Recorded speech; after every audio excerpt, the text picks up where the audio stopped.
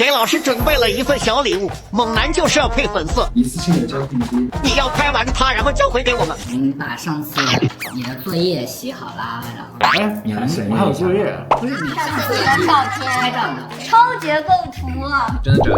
真的。这个是我在西湖边，然后找了一个长椅坐着，看看水里的鱼和那个鸭子，游得好快啊，然后在那里跟那个鱼玩，应该是想吃它们吧。好温馨的露了个手，就是比了个眼，这个是断桥，几乎那个白娘子跟那个，哎，这个是什么？哦，这个是我应该就是随便试拍的。可是这个是老板他秀了一下自己的车把子，拍的那个小鸭子。如果这个相机能调焦距就好。我这边拍张图是有目的的，因为那个相机调不了焦距嘛。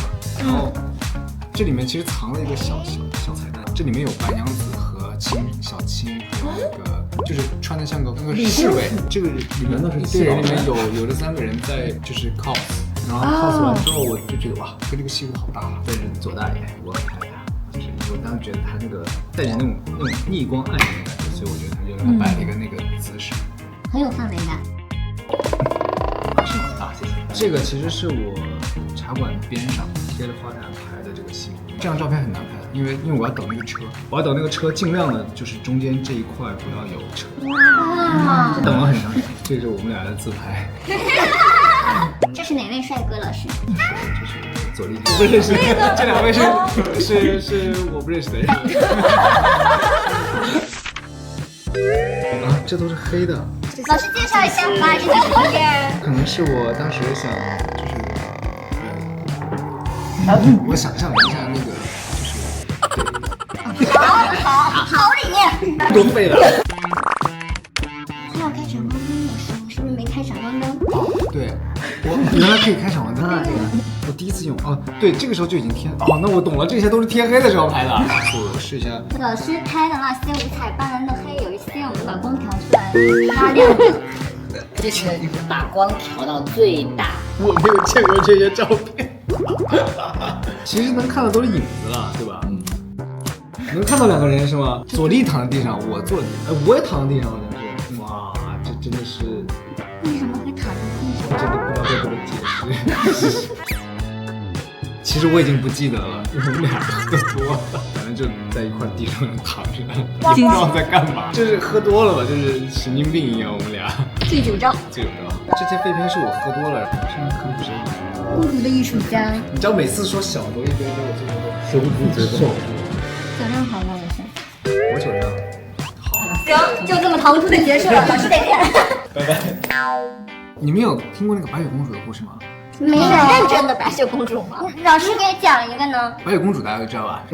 从前有个白雪公主，因为她长得太漂亮了，然后就有一个那个皇后，她的后妈嫉妒她。那个皇后本来是最美的女人，然后她就问魔镜，那个谁是这个世界上最美的女人？然后魔镜就说啊，你是这个世界上最美的女人。然后突然有一天，白雪公主出生了之后，长大之后，然后呢，她就有一天再问魔镜，谁是世界上最美的女人？然后她就说白雪公主是世界上最美的女人。然后后来有一天，那个皇后就要杀她，变成那个老巫婆，然后给她一个毒苹果，然后白雪公主这个时候就吃了那个毒苹果，然后就没了。后来过了很多年以后，然后突然来了一个白马王子，这个白马王子就过来，传说中的那个真爱之吻，吻完他之后，然后他就醒过来了。白马王子就想要就娶这个白雪公主嘛，然后就回去了。回了皇宫之后呢，他就对着自己的母亲说：“母后，我回来了。”白雪公主看到那个母后之后说：“想不到我也回来了吧？”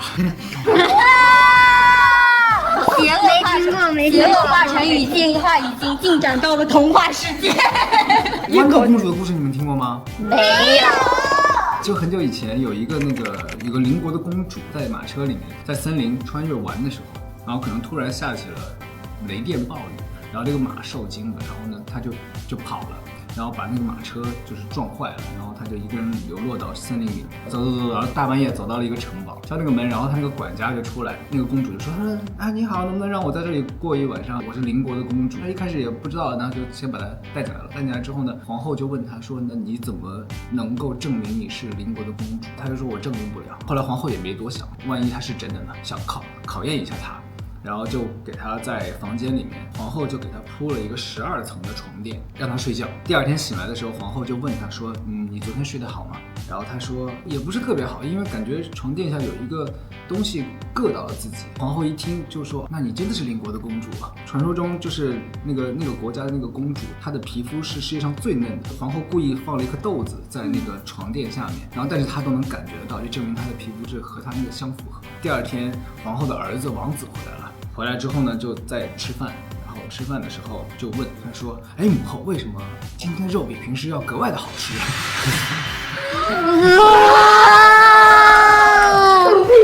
这是鬼故事，好那啥呀！这个故事你没听过吗？没有。